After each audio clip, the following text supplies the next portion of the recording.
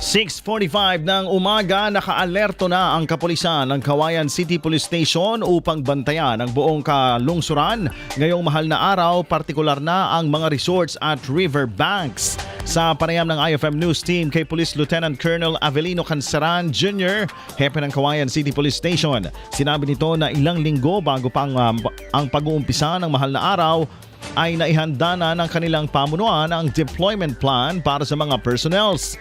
Kabilang sa mahigpit nilang tinututukan o tututukan ay ang mga apat na riverbank sa lungsod na kinabibilangan ng ilog na nasasakupan ng Barangay Alicaucao, Barangay Guayabal, Barangay Santa Luciana at Barangay Duminit. Kabilang rin sa kanilang babantayan ang 9 na resorts na matatagpuan sa iba't ibang barangay sa lungsod ng Cauayan. Ayon sa hepe, katuwang rin nila ang pagbabantay ang iba't ibang ahensya, kabilang na ang Public Order and Safety Division Cauayan City, BFP, Cauayan City Disaster Risk Reduction and Management Office at mga barangay officials. Sinabi ni hepe na nagsimula na ang kanilang pagbabantay sa mga nabanggit na lugar noon pang nakaraang linggo.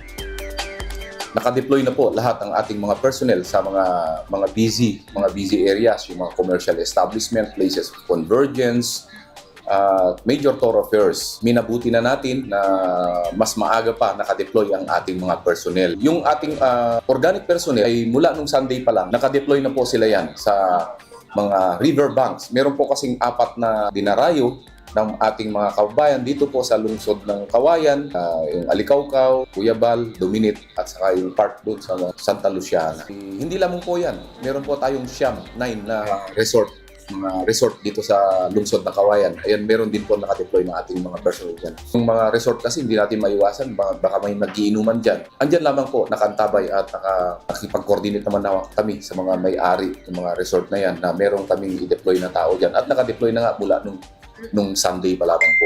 Nang sa gayon po ay dahil po nung sabi ko, masiguro po yung kaligtasan ng bawat Cauayenyo at ating mga kabayan na galing po sa ibang lugar upang gunitain itong Semana Santa ngayong taon. Maliban sa mga resorts at riverbanks, kabilang rin sa kanilang tututukan ang mga terminals at iba pang pampublikong lugar na dagsain ng mga tao. Paalala naman ni Police Lieutenant Colonel Canceran sa publiko na maging alerto at maingat upang maiwasan na masangkot sa kapahamakan o anumang uri ng insidente. IFM News.